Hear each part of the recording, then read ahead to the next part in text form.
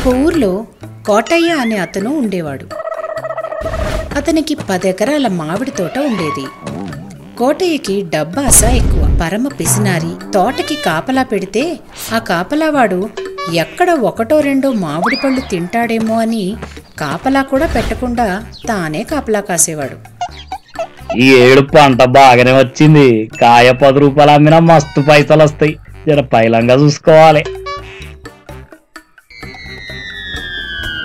తోటలో తిరుగుతూ ఉన్నాడు.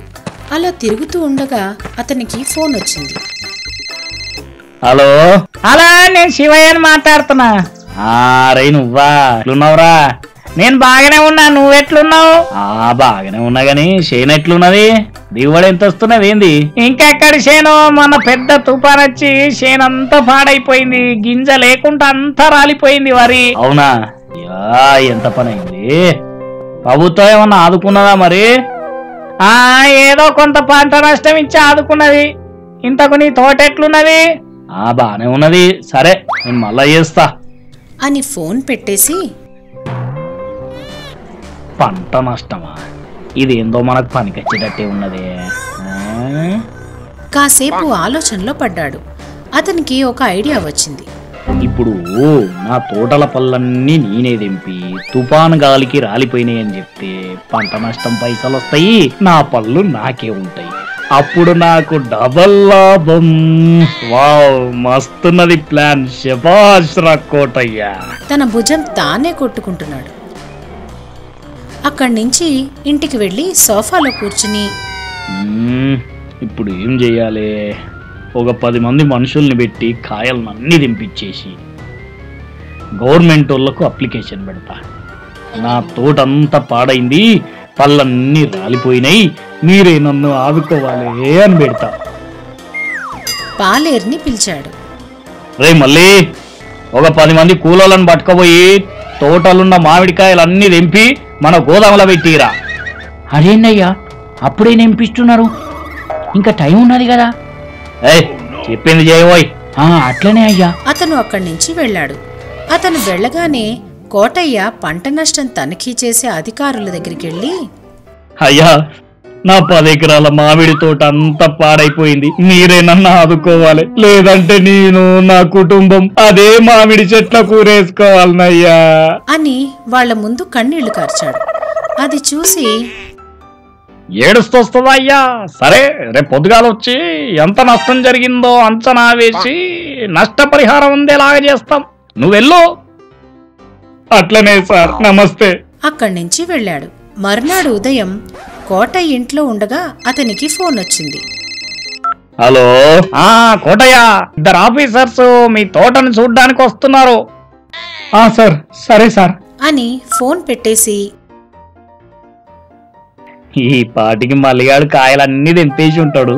వాళ్ళు వచ్చి చూసి పంట బాగా నష్టపోయిందని రాసుకుంటారు.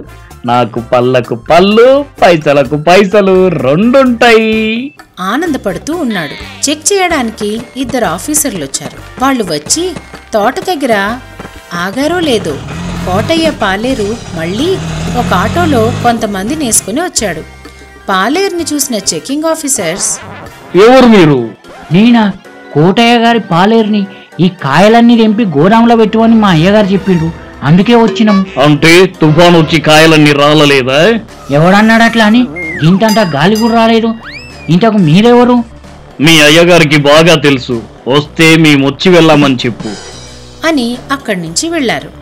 వాళ్ళు అక్కడి నుంచి వెళ్ళగానే 2 పోలీసులు కోటయ్య దగ్గరికి వచ్చారు.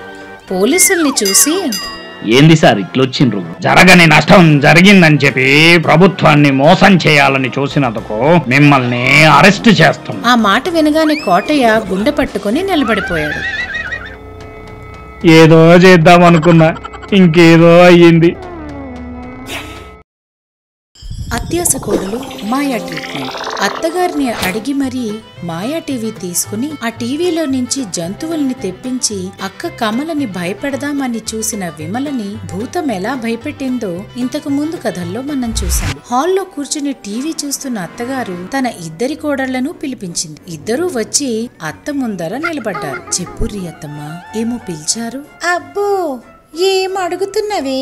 ఆమె ఏం చేసినా నీకు మంచి అవుతుంది. అది మీరు న్యూస్ చూస్తున్నారా లేదా అని. ఈ మధ్య కత్రినా వైరస్ వచ్చి జనాలందరూ ఆగమాగం అవుతున్నారు. అత్తమ్మా విన్నాను. ఆ వైరస్ ఏదో దీనికి వచ్చిపోతే బాగుండు. నేనొక్కదాన్ని ఈ ఇంట్లో మహారాణి లెక్క ఉండేదాన్ని. సరే అత్తమ్మా. ఈమె చెప్పంగానే చెయ్యాల మరి పెద్ద. చెప్పడం మర్చిపోయినా, ఊకే ఏళ్ల ముక్కులా మూతిలా పెట్టుకుని గొలుక్కోకుర్రి, అర్థమవుతుందా? సరే అత్తమ్మా అనుకుంటూ కమల లోపలికెళ్ళింది. విమల అక్కడే నిలబడింది. అది చూసి అత్తమ్మ, ఏందే ఏమన్నా చెప్పాలనా? ఏముంది చెప్పేతందుకు అని బయటకని మనసులో అదృష్టం అడ్డం తిరిగిన దాన్ని ఏం చేసినా కలిసి రాదు. ఈసారి మంచి ప్లాన్ వేసుకుని ఆ కమల కంటే ఎక్కువ మొత్తంలో జాక్ పాట్ కొట్టాలి.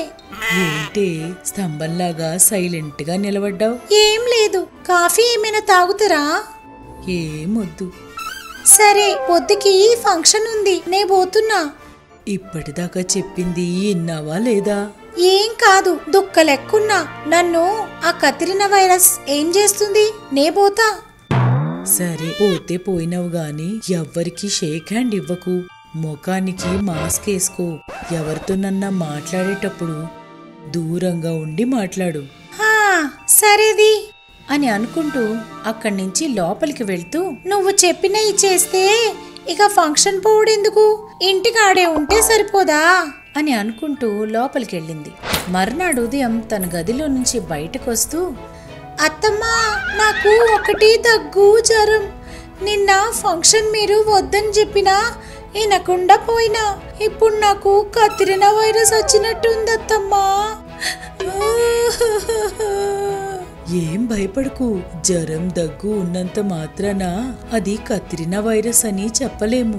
నార్మల్ ఫీవర్ అయినా 3-4 రోజులు ఉంటది. భయపడి అందరూ టెస్ట్ల కోసం పోతే కష్టం. ఇప్పటి వరకు మన దేశంలో 150,000 టెస్టులు చేయడానికి మాత్రమే కెపాసిటీ ఉంది. ఇంకా పెంచితే మహా అయితే 15 లక్షల టెస్టులు చేయగలం. అలాంటిది 130 కోట్ల జనాభాలో దగ్గొచ్చిన ప్రతోడు, జ్వరం వచ్చిన ప్రతోడు టెస్ట్ కోసమని వెళ్తే అంతకంటే పెద్ద ప్రమాదం ఇంకోటి లేదు. నువ్వేం భయపడకు. ఇది కత్రినా వైరసా మామూలు జ్వరమా అని నీకే తెలుస్తుంది. విమల సైలెంట్ గా విని, అలా ఎలా తెలుస్తుంది అత్తమ్మా?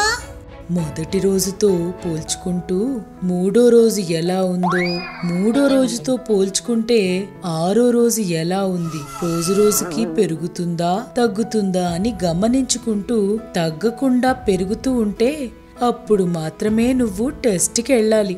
నాకు భయమైతుంది అత్తమ్మా. ఏం భయపడకు. నీకు తగ్గకపోతే నా దగ్గర మ్యాజికల్ ట్రీట్మెంట్ ఉంది. సరే అని అనుకుంటూ లోపలికెళ్ళింది. విమలకి వచ్చింది మామూలు జ్వరమే. 3 రోజుల్లో మొత్తం తగ్గిపోయింది. 3వ రోజు దగ్గరకు వచ్చి, నే చెప్పినా గదా. అత్తమ్మా మీరు చెప్పిర్రు. మీ దగ్గర ఏదో మ్యాజికల్ ట్రీట్మెంట్ ఉందన్నారు కదా, అదేదో చెప్తే కత్రినా వైరస్ రాకుండా ముందే ట్రీట్మెంట్ చేయించుకుంటా. సరే చెప్తా ఇను. ఈ కత్రినా వైరస్ రాకుండా ఉండడానికి మ్యాజికల్ ట్రీట్మెంట్ ఏంటంటే ఇంట్లో నుంచి బయటకి వెళ్ళకపోవడమే, చేతులు శుభ్రంగా ఉంచుకోవడం, సోషల్ డిస్టెన్స్ మెయింటైన్ చేయడం, దగ్గు తుమ్ము వచ్చినప్పుడు కర్చీఫ్ అడ్డం పెట్టుకోవడం. ఇదే మన ముందున్న మ్యాజికల్ ట్రీట్మెంట్ అని చెప్పింది. విమల అంతా విని, సరే అత్తమ్మా ఈ రోజు నుంచి మీరు చెప్పినట్టుగానే నడుచుకుంటా. ఆ రోజు నుంచి అత్తమ్మ చెప్పినట్టుగానే చేస్తూ కత్రినా వైరస్ రాకుండా జాగ్రత్తగా ఉంటున్నారు. దాదా టీవీ ఇటువంటి మరికొన్ని అద్భుతమైన కథల కోసం చూస్తూ ఉండండి.